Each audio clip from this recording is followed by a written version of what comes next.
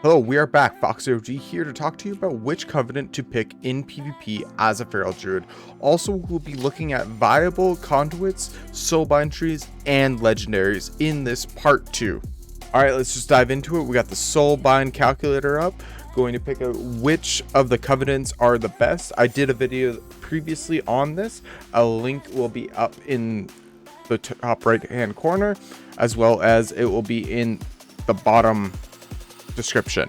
There's two viable PvP paths for feral. First one being Night Fae, which you'll be doing the most damage. The second one being the Necrolord. We're just gonna go with Night Fae first of all. Which soulbind you want to go with is definitely the Dreamweaver. You get the Ponderer or Pod Tenderer, and then you're gonna be going through. Going to start there, and then you are definitely going to want to pick a potency. You're going to go with that, and the next one, since you are playing PvP, you're going to be landing a lot of stuns, roots, and incapitating. Your clone also works this, so it's going to be great. You're going to reduce their speed as well.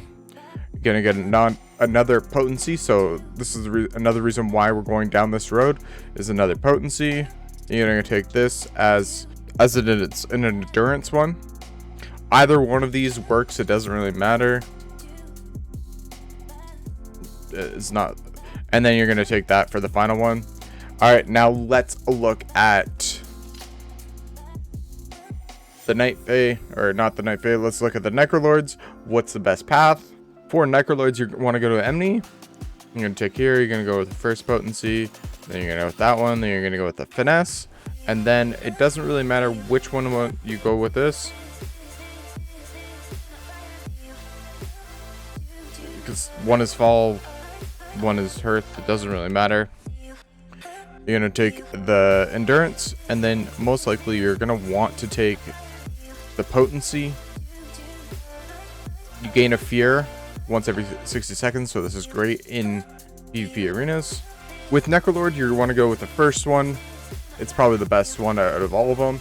You're going to start here. You're going to go with your first potency. Then you're going to go with this one. And then you're going to go with your endurance. Each one of these doesn't really matter. Then you're going to grab your potency. Then either one doesn't really matter. You probably want to go with endurance, because the endurance ones are going to be better. And then finally, you're going to end with the final form. All right, let's jump over to the conduits. So with the potency conduits for feral, we have Tiger Fury bonus damage increased by 3% all the way up to 7.2. Next we have is rip damage, has a 10% chance to grant 3 energy per damage tick. So over the 8 seconds, it's going to give you, it has a 10% chance to gain you 3 energy per tick. It goes up to 24%. Sudden ambush finishing moves have a 3% per combo point you spend to make the next rake or shred deal damage as you are stealth. So you can get off another rake, or you can get off a rake that stuns them, or you can do ample amount of damage. It has an upwards of 7.2% per combo point, so you're always spending combo points.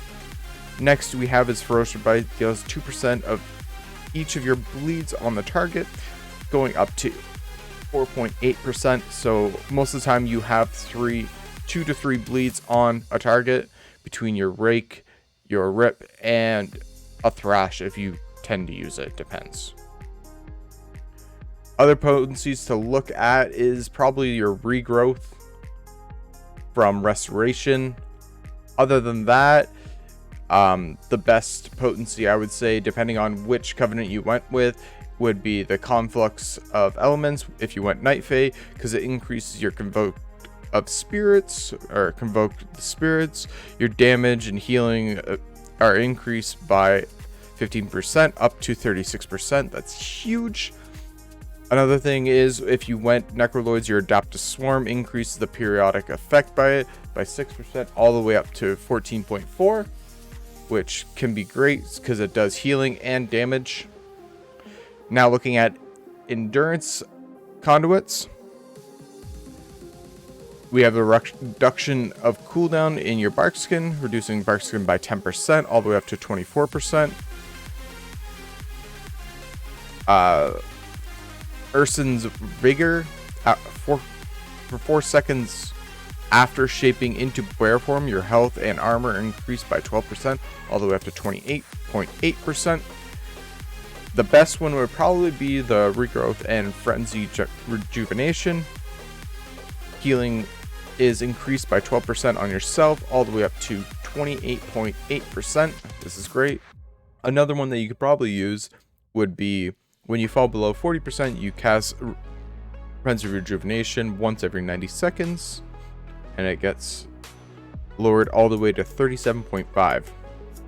For your finesse conduits, if you do end up taking them, you probably want to go with Born of the Wild. The cooldown of your Mighty Bash, Entangled, and Heart of the Wild are reduced by 10%, all the way up to 24%. If you're a flag carrier, you might want to end up going with Tireless Pursuit. For 3 seconds after leaving cat form or travel form, you retain up to 40% of your movement speed, so you can get that from 3 seconds all the way up to 7.2 seconds. If you find this information helpful, hit the like button as it helps me out. Go ahead and hit the subscribe button for more content like this on a weekly basis. Alright, let's look at viable legendaries for PvP for Feral. Alright, we have Frenzy Band. Combo point generating abilities reduce the cooldown of Berserker by 0.2%. During Berserk, they cause the target to bleed for an additional 100% of their damage over 8 seconds.